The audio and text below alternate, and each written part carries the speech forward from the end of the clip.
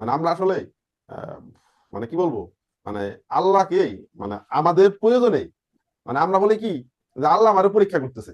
অথচ ব্যাপারটা এমন যে আমার যদি একটু জ্বর আসে কিংবা আমার যদি একটু শুধু পেটে যদি একটু মানে ডিস্টার্ব হয়ে যায়, তাই কিন্তু আমি বিস্তায় পড়ে যাই।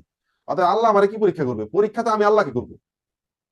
তো তারে আমি বললাম যে আপনি মানে সবার জন্য আমার এই মেসেজটা, যে যারা অনেক সময় জীবনের অনেক কঠিন সময়ের মধ্যে দিয়ে আমরা যাই, যেই সময়গুলো আসলে মোকাবেলা করতে গেলে মানে দুনিয়ার অন্ধকার মনে হয় যে এই অন্ধকার থেকে আমি কিভাবে বেরোবো। তো এইখানে আমার মোটিভেশন হচ্ছে, আমার মোটিভেশন না, এটা হলো আমার বিশ্বাস এবং আমার বাস্তব জীবনের অভিজ্ঞতা থেকে আমি মানে দৃঢ় বিশ্বাসের সাথে বলতে পারি, আমরা মানে আল্লাহর রহমতকে ব্যবহার করতে পারি না। আমরা আল্লাহকে আমাদের প্রয়োজনে কাজে লাগাতে পারি না। কথাটা অন্যভাবে শোনা গেলেও ব্যাপারটা মানে এই না, ব্যাপারটা আমি এই বোঝাতে চাচ্ছি যে আমরা মানে আল্লাহর কাছ থেকে আমার প্রয়োজনীয় জিনিসটা চেয়ে নিতে পারি না। তো আমি ওরে বললাম যে ভাই তুমি একটা কাজ খালি কইরো, এবং আমি তার উদাহরণ দিলাম যে আমার বাস্তব জীবনের অভিজ্ঞতা আছে। আমার শ্বশুরের কথা আমি আপনাদের বলি। আমার শ্বশুর প্রোস্টেট ক্যান্সারের রোগী। ওনাকে ইন্ডিয়া থেকে মানে শেষ ট্রিটমেন্ট দিয়ে দিছে, বলছে যে মানে এরপরে আর কোনো ট্রিটমেন্ট নাই। যখন ওনার ওই ওষুধ গুলো দেখলাম, কেমো দিল না, ওনার কিছু মেডিসিন দিছে। আমি যখন মেডিসিনটা দেখলাম, গুগলে সার্চ দিলাম, দেখি কি মেডিসিনটা কেবল তখন দেয় যখন মানে আপনার সব চিকিৎসা মানে কেমো আর কাজ করবে না, কেমোর আর কোনো ফাংশন নাই, এখন এইটাই শেষ চিকিৎসা।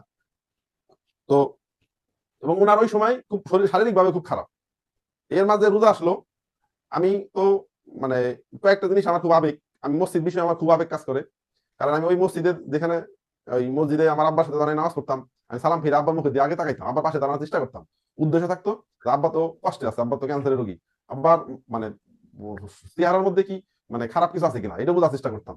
যখন ভালো লাগতো তখন অন্তরে অনেক শান্তি পাইতাম। আর যখন সালাম ফেরানোর পরে তো আমরা কাঁধে ফেরেশতারা সালাম দিই, আব্বার পেশা দাঁড়ায় এবং উদ্দেশ্য হচ্ছে উদ্দেশ্য করা লাগে পরবর্তী পাশে দাঁড়া থাকে তাদের।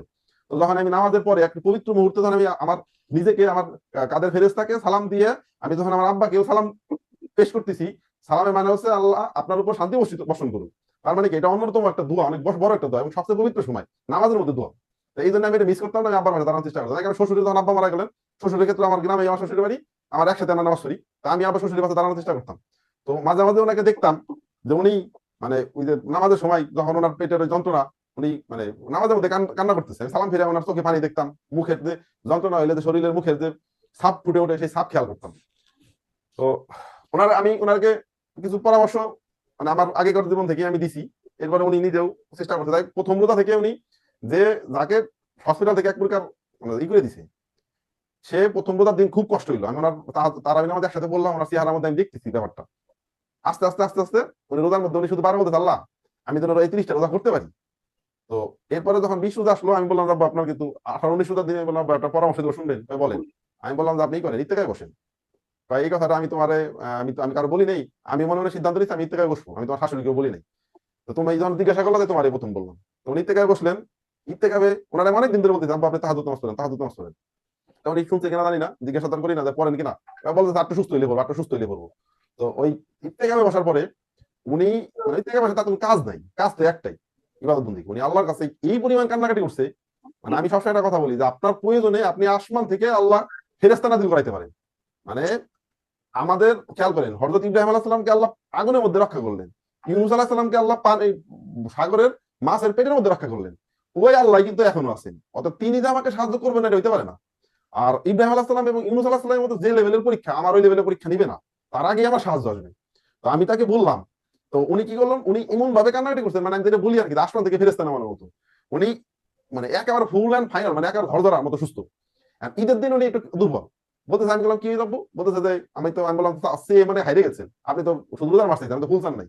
তো যাই উনি আল্লাহ ওনার দোয়া কবুল ভাবে কবুল করছে, যে উনি ঈদের পরে খুশিতে মানে হসপিটাল চেক করতে গেছে যে আমার এই ক্যান্সারের মাত্রা কেমন আছে।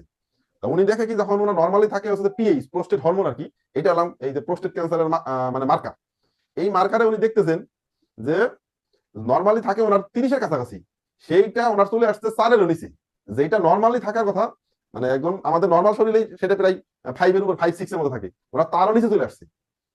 মানে এরপরে উনি খুশিতে খুশিতে ইন্ডিয়া গেছে। ইন্ডিয়া যাওয়ার পরে ইন্ডিয়া ডাক্তার বলছে যে হ্যাঁ ওষুধ খুব কাজ করতেছে, ওষুধ ওষুধ আরো সুন্দর করে ওষুধ দিছে। তো যাই ইন্ডিয়া ডাক্তার মনে হচ্ছে ওষুধে কাজ করছে, আমরা মনে করছি আল্লাহ রহম করছে, যেভাবে হোক আল্লাহ তার মাফ করছেন। এবং সে রিসেন্ট এবার মানে মানে হজ হজ করে আসছেন, এখন আল্লাহ রহমতে উনি মানে অনেক সুস্থ আর কি।